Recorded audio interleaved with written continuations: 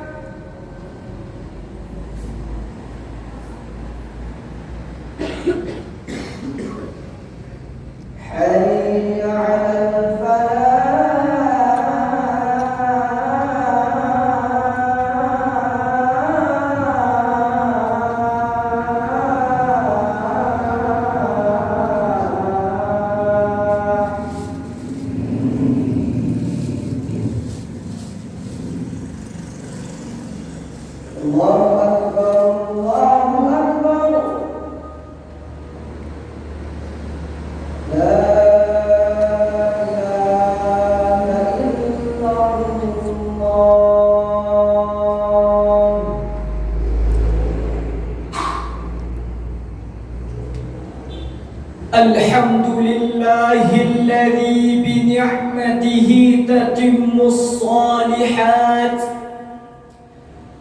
Ashhadu an la ilaha illallah wa ashhadu anna Muhammadan 'abduhu wa rasuluh. Allahumma salli wa sallim wa barik ala Muhammad wa ala alihi wa ashabihi ajma'in. Amma ba'du fa ya ibadallah, inni usikum wa iyaya bitaqwallah, faqad fazal muttaqun. ittaqullaha haqqa tuqatih wa la tamutunna illa wa antum muslimun. Qala Allah ta'ala fil Qur'anil Karim, a'udzu billahi minasy syaithanir rajim. Bismillahirrahmanirrahim.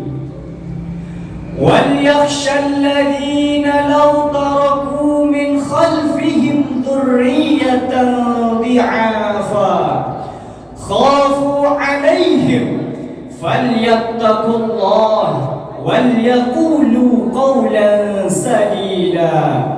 Shadaqallahul azim. Jemaah Jumat yang berbahagia, mari kita bersyukur kepada Allah yang senantiasa melimpahkan rahmat dan nikmat serta inayah kepada kita semua, sehingga kita dapat memenuhi panggilan suci dari Allah, menunaikan ibadah Jumat. Salawat dan salam kita sampaikan kepada Nabi Muhammad sallallahu alaihi wasallam dengan lafaz Allahumma salli ala Muhammad wa ala ali Muhammad.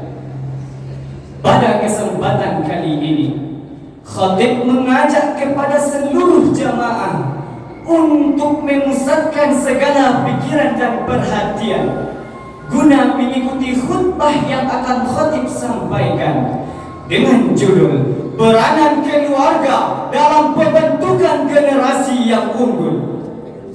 Ma'asyiral muslimin, jemaah Jumat yang dimuliakan Allah, generasi unggul merupakan impian dan cita-cita seluruh orang tua, bahkan cita-cita seluruh bangsa yang ada di dunia ini. Cita-cita ini dinukilkan Allah di dalam Quran surah Ali Imran ayat 110 yang berbunyi, kuntum khaira ummatin ukhrijat linnas ta'muruna bil ma'rufi wa tanhauna 'anil munkari wa tu'minuna billah. Kamu umat Islam adalah umat terbaik yang dilahirkan untuk manusia, karena kamu memerintahkan berbuat yang ma'ruf dan mencegah dari perbuatan yang mungkar, dan kamu beriman kepada Allah. Generasi unggul tersebut tidak bisa diciptakan dengan sendirinya tanpa ada usaha dari orang tua, guru, dan seluruh pelaku yang mengambil kebijakan di dalam pendidikan. Namun yang paling berperan dalam menciptakannya adalah orang tua. Para pakar pendidikan mengatakan bahwa tempat berlangsungnya pendidikan bagi anak-anak atau generasi muda yang pertama dan utama adalah rumah tangga atau keluarga. Sedangkan menurut Abdullah Nasih Bulwan di dalam kitab Tarbiyatul Aulad fil Islam, hal yang menyebabkan orang tua menjadi pendidik pertama dan paling utama karena orang tua merupakan contoh terbaik dan terdekat dalam pandangan anak yang akan ditiru dalam tindak tanduk dan tata santunnya. Disadari ataupun tidak, bahkan tercetak di dalam pikiran dan jiwa anak bagaimana orang tua tersebut, sehingga anak akan seperti orang tuanya. Pepatah Barat mengatakan, the apple is not far from the stem. Buah apel jatuh tidak jauh dari batangnya. Di dalam pepatah Minang diistilahkan dengan, kama jatuh air tuturan, kalau bukan indah kepalambahan, anak adalah fotokopi orang tuanya. Ma'asyiral muslimin, jemaah Jumat yang budiman, Generasi unggul yang dicita-citakan itu sejalan dengan tujuan pendidikan nasional sebagaimana yang tertuang di dalam Undang-Undang Nomor 20 Tahun 2003 tentang Sistem Pendidikan Nasional Bab 2 Pasal 3.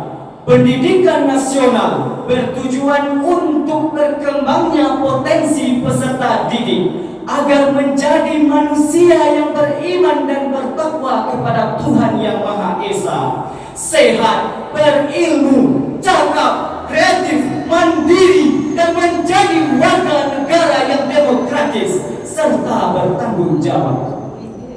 Generasi unggul yaitu generasi yang mampu menyatupadukan antara intak dan iptek, didukung oleh skill yang mumpuni, dihiasi akhlakul karimah, hidup mandiri dalam menggapai kesejahteraan lahir dan batin, serta berguna bagi keluarga, masyarakat, warga dan negara, serta agama.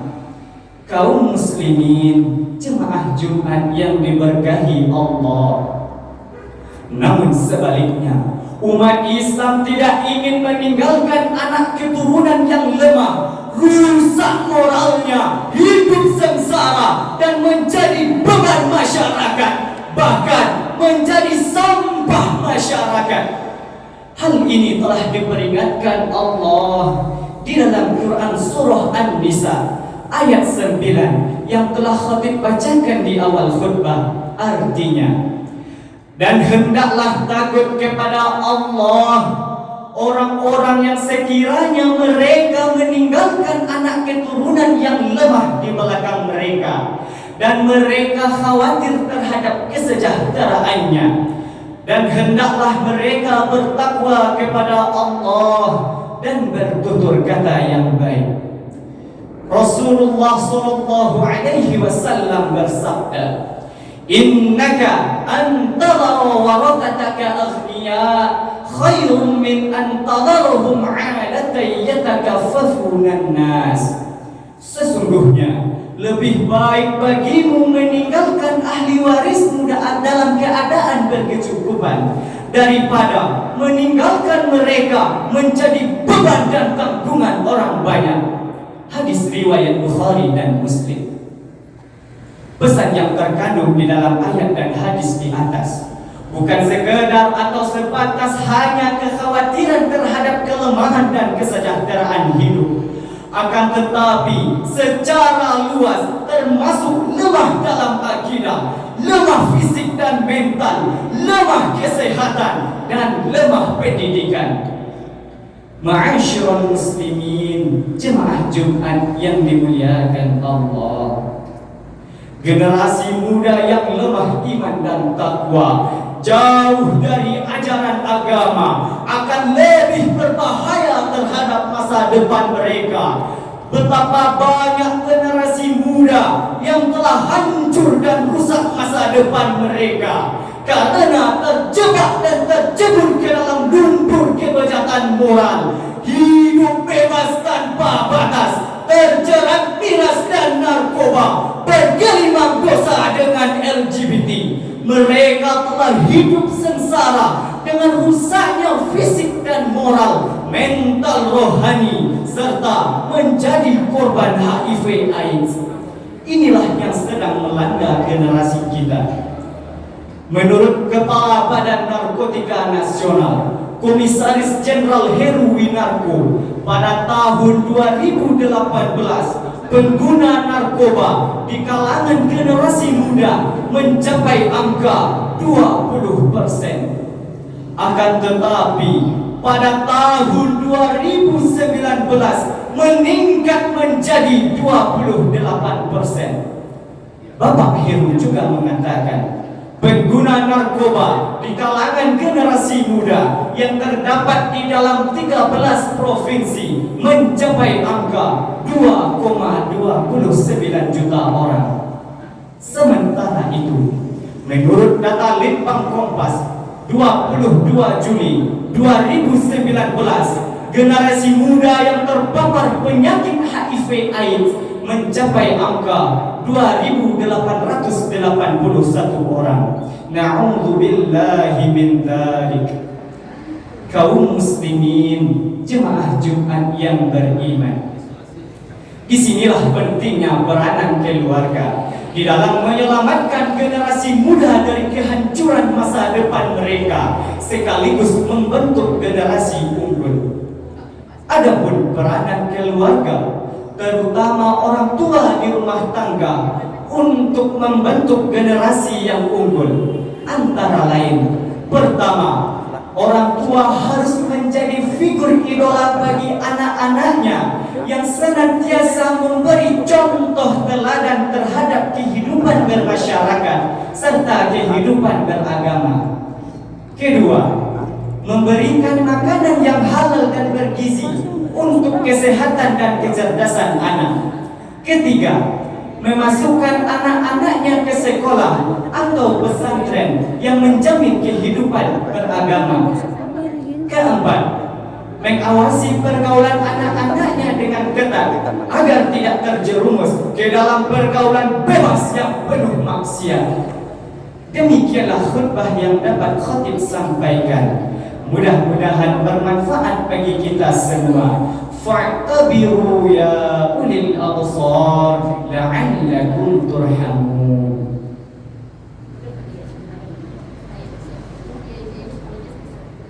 Alhamdulillahilladzi arsala rasulahu bil huda wa dinil haqq liyudhhirahu 'ala ad-din kullih wa kafa billahi shahida. Ashhadu an la ilaha illallah wa ashhadu anna Muhammadan 'abduhu wa rasuluh. Allahumma salli wa sallim wa barik ala Muhammad wa ala alihi wa ashabihi ajma'in. Amma ba'du fa ya ibadallah, inni usikum wa iyaya bitaqwallah, faqad fazal muttaqun. Ittaqullaha haqqa tuqatih wa la tamutunna illa wa antum muslimun. Qala Allah ta'ala fil Qur'anil Karim, a'udzu billahi minasy syaithanir rajim. Bismillahirrahmanirrahim. Ya ayyuhalladzina amanu qu anfusakum wa ahlikum nara 'alaiha malaikatun ghiladun shidad la ya'sunallaha ma amarahum wa yaf'aluna ma yu'marun. Shadaqallahul 'azim. Innallaha wa malaikatahu yusalluna 'alan nabi ya ayyuhalladzina amanu sallu 'alaihi wa sallimu taslima. Allahumma salli 'ala Muhammad wa 'ala ali Muhammad kama sallaita 'ala Ibrahim wa 'ala ali Ibrahim wa barik 'ala Muhammad wa 'ala ali Muhammad kama barakta 'ala Ibrahim wa 'ala ali Ibrahim fil 'alamin innaka Hamidum Majid. Allahumma ighfir lil muslimina wal muslimat wal mu'minina wal mu'minat al ahya'i minhum wal amwat innaka sami'un qaribun mujibud da'wat ya qadiyal hajat. Rabbana zalamna anfusana wa in lam taghfir lana wa tarhamna lanakunanna minal khasirin. Rabbana atina fid dunya hasanah wa fil akhirati hasanah wa qina 'adzaban nar. Walhamdulillahi rabbil alamin.